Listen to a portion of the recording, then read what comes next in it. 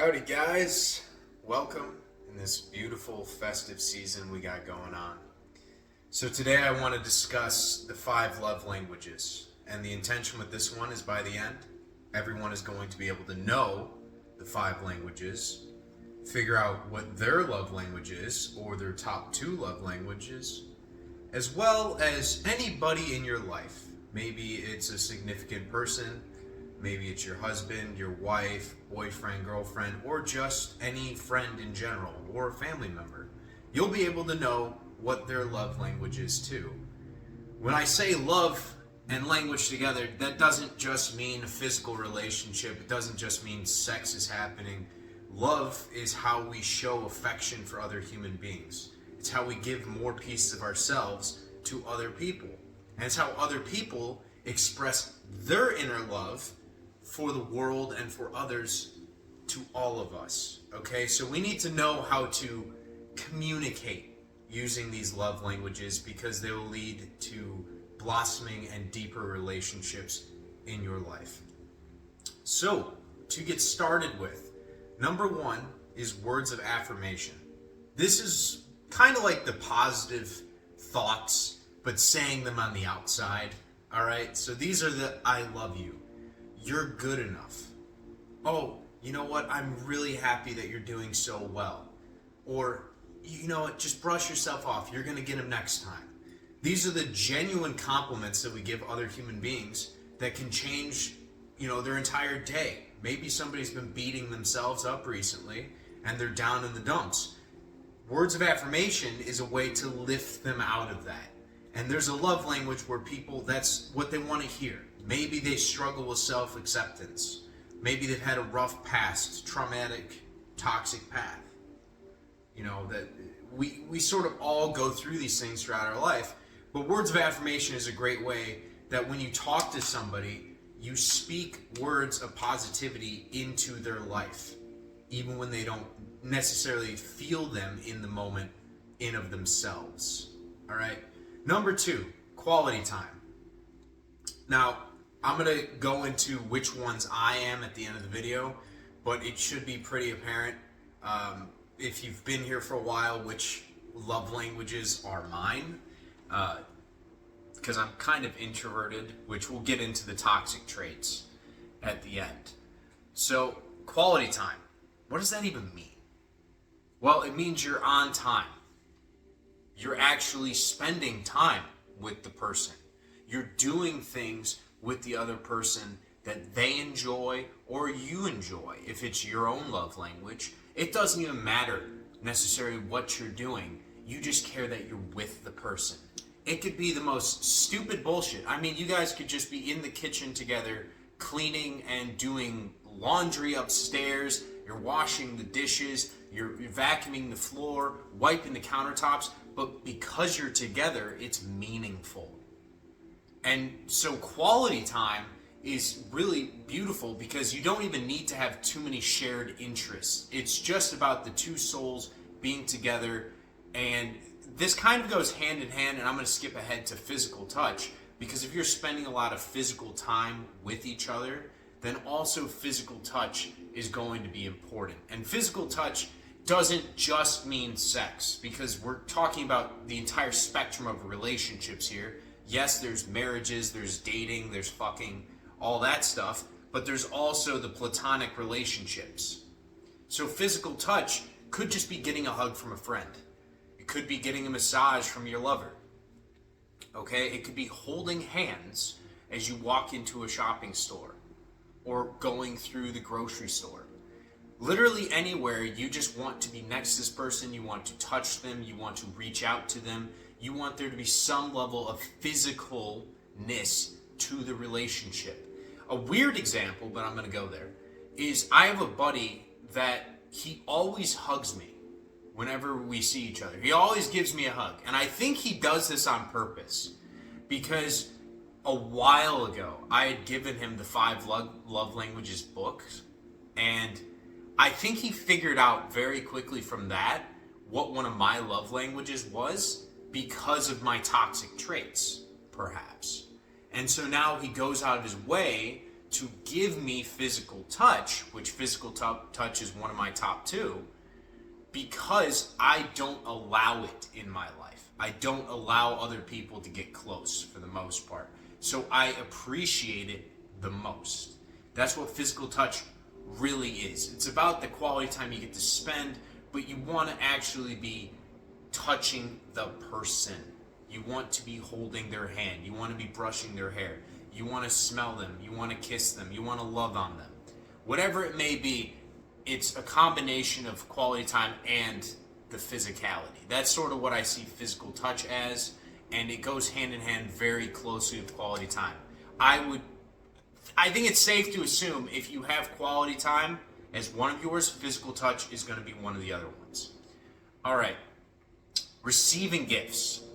This is like last place for me. Absolute last place. I do not like receiving love by receiving gifts.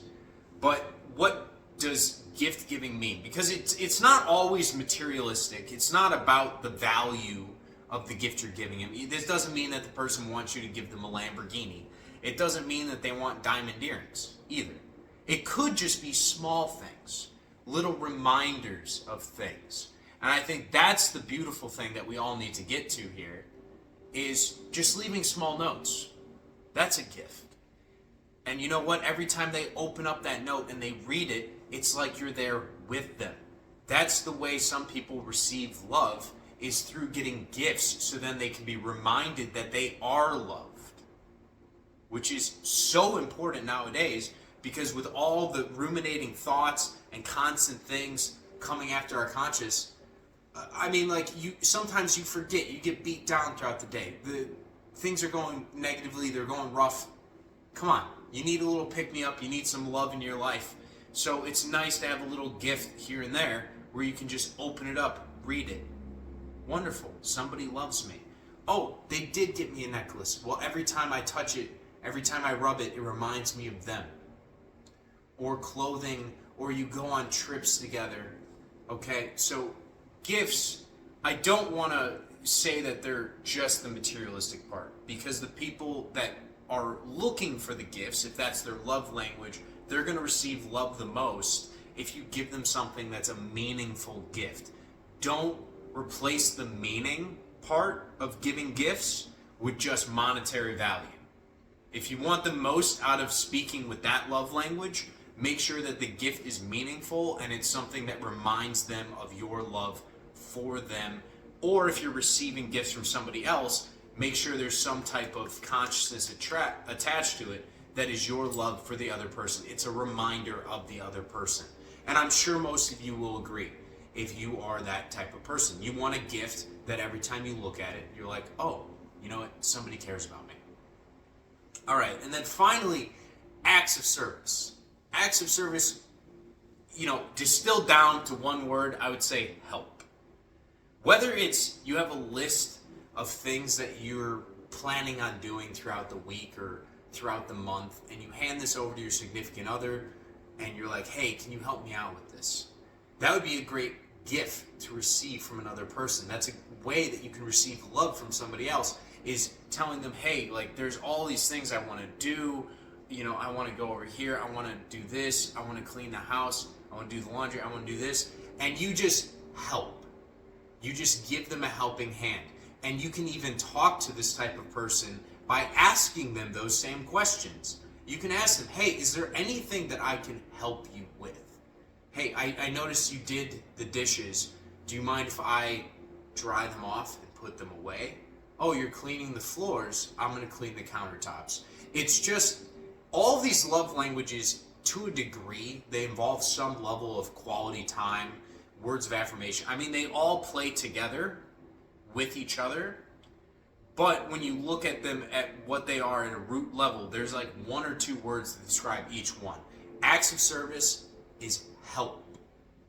That's what they're looking for. They're looking for assistance. They're looking for love through action. It's the most important thing I can say here. Love through action.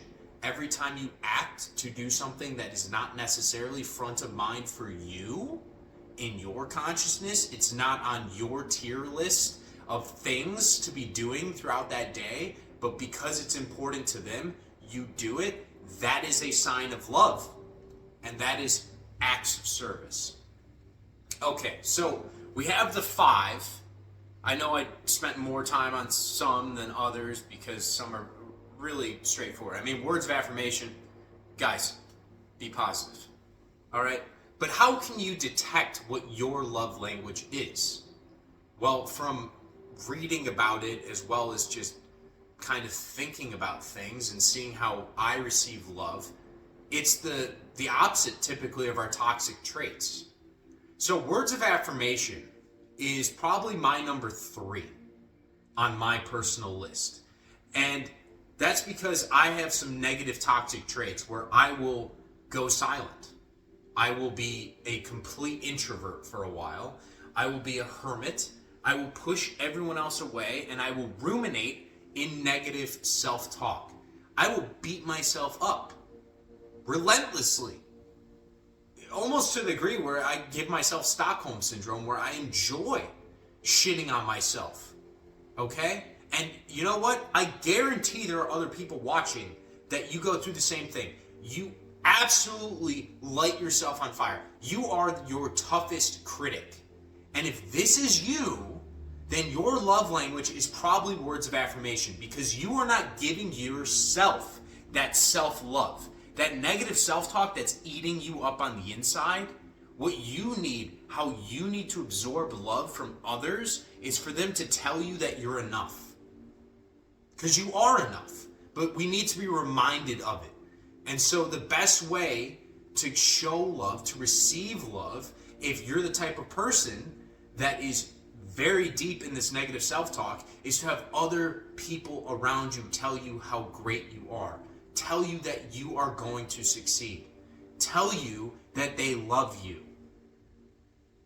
It's so important these days to just tell other people, just be like, hey man, I love you. All right? I love the time we get to spend with each other. You know, everything that you talk about, all your dreams, they're all valid. They're all yours. You're gonna conquer the world. You're gonna be a success. Everyone loves you. You're doing amazing things in your life.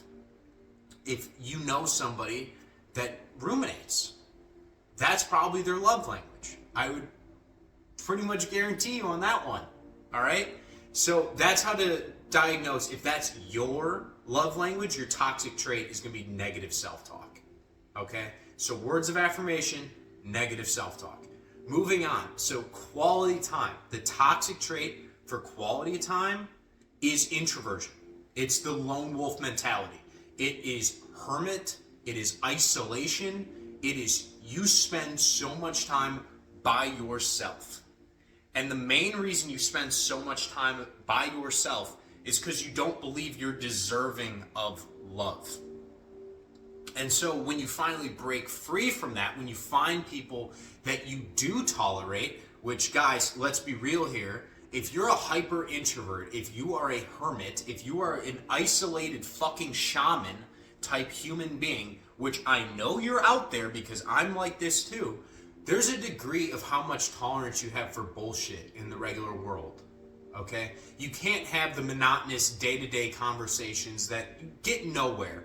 They don't accomplish anything. All right? And it gets painful. So you spend all this time isolated. You spend all this time alone. But really what you're longing for is that quality time. And it doesn't need to be with a lot of people, but just a few people. Just like a singular lover, the love of your life, a specific person. Or whether it's with your dog, like I am. Or your friends. You see them every now and then. And more important than what you're actually doing, like it's not about if we're going to go golfing or go to the movies or go to the bars or do anything like that.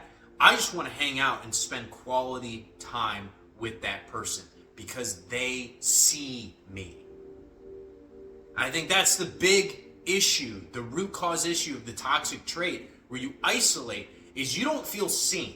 You don't feel validated in the sense of the words of affirmation. You have the negative self-talk, but it might be a mixture of negative and positive, where you are still on your path, you're on your purpose, you see life a different way, but your way of seeing life seems so different from everyone else that you have to isolate yourself. And that in of itself is not acting in love towards yourself, because you are valid. Everyone should love you for being you, your true, authentic, genuine self. But it's hard to step into that. It's hard to let people in.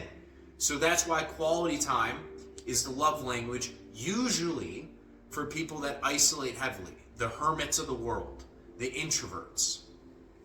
All right, moving on. Receiving gifts, gift giving.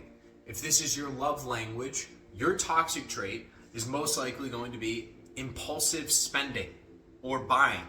Now, again, like I talked about earlier, this has absolutely nothing to do with monetary value.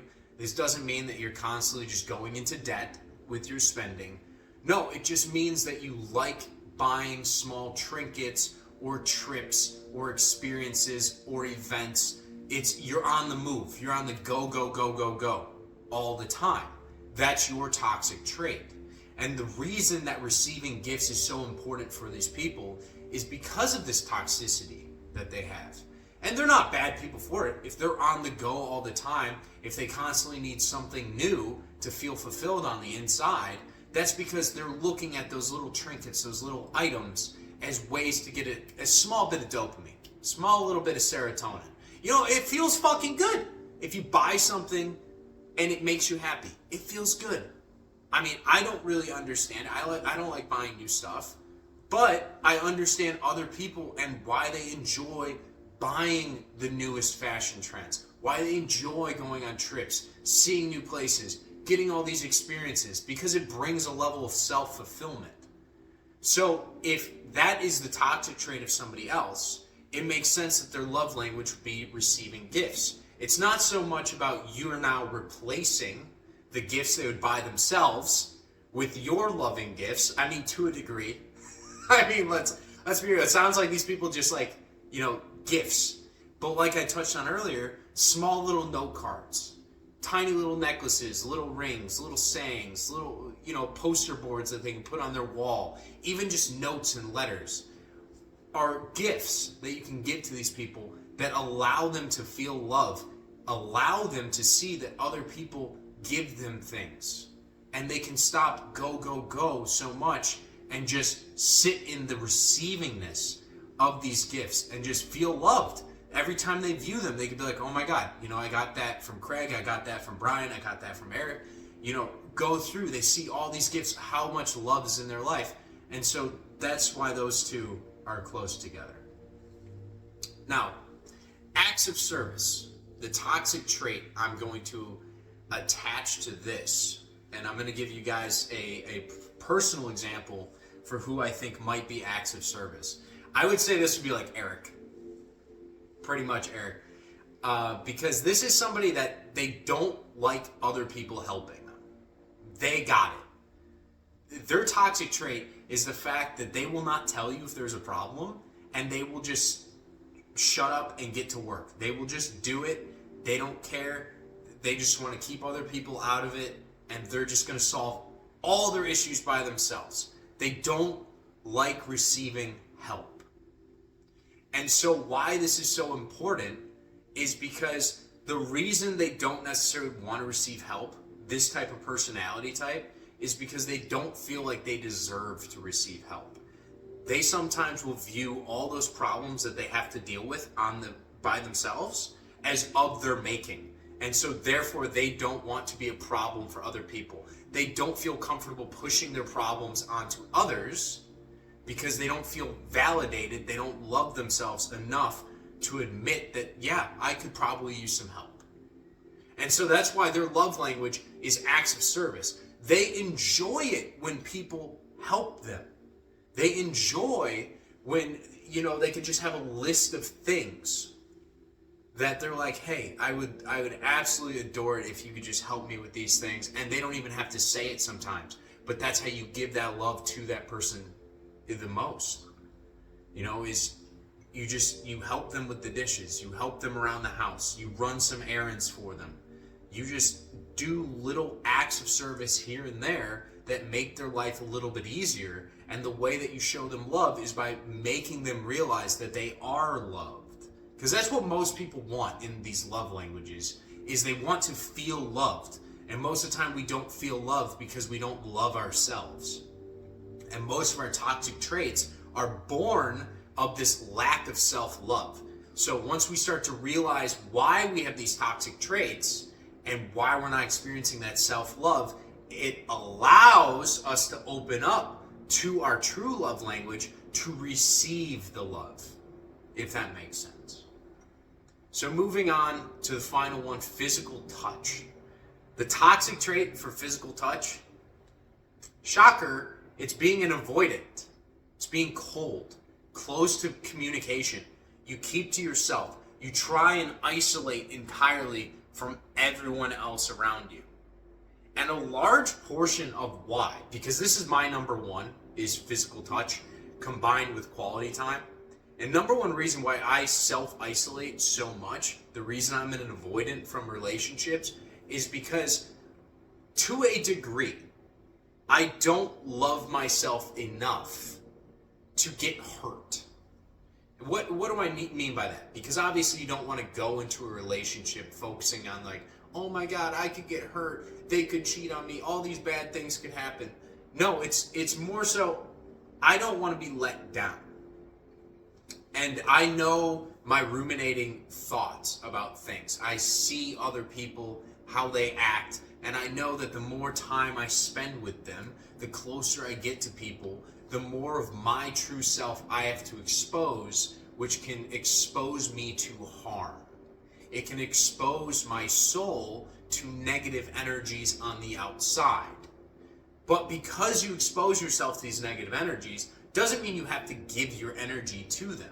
That's why I try and work on my love language. I try and have physical relationships with people. I try and spend as much time with friends and family as humanly possible. I kind of ignore the dating issue just because I'm not too interested at the moment. But it's all about protecting your energy. That's your toxic trait. You are an avoidant because you are worried so much that people aren't going to like you, or they're going to put you down, or do something negative towards you that you just isolate. You remove yourself entirely from feeling anything. And that lack within you is a lack of self-love. Because if you truly loved yourself, then you'd love yourself enough to share your gifts with everyone around you, right? And they will love you for the gifts that you share. And you can have those wholesome 3-hour-long conversations with a buddy. I'll put that in the physical category, okay? Or you can just sit around with a significant other and you can just experience a loving time with them because you are valid. And that's the thing with the toxic trait of physical touch, is you avoid yourself. Well, not you avoid yourself, but you avoid going out into the world because you don't feel valid enough. You don't feel like you're good enough to actually have a physical relationship with another human being. This is really like isolation at its peak. That's what this physical touch is, the toxic trait for it. Is you don't trust anyone. You don't trust yourself. You just want to stay away. And so you need to start loving yourself more. You need to step in more to who you really are. Fill your day with the activities that you care about, that you love, and it will attract the people into your life that you can now have these physical relationships with. Whether it's man, woman, family, friends, it doesn't fucking matter. You need to step into your own self-love and self-actualize what that love is and express it through you, and then you will feel more comfortable actually not being an avoidant and including yourself with all these other people's plans. So let me know your guys' experience with love languages. I know this one was like kind of brief and I just kind of glazed over some things, but I do find it very interesting how certain love languages, the exact opposite is basically their toxic trait. And it's just so funny how the world works. You know, everything seems to be just a giant spectrum. So to a degree, it's like the toxic trait is the really bad part of the spectrum, and it shows that the only way to get there is to have a lack of self-love, of something related to it on the inside, which means to fix it, you need to get the other side of the spectrum. So it's very interesting in general. I would love it if you guys would put down some comments, things like that in the video. I love reading them. So if you have your own love languages, your own takes, give me more firepower for future videos and things like that. All right. Love you guys. See ya.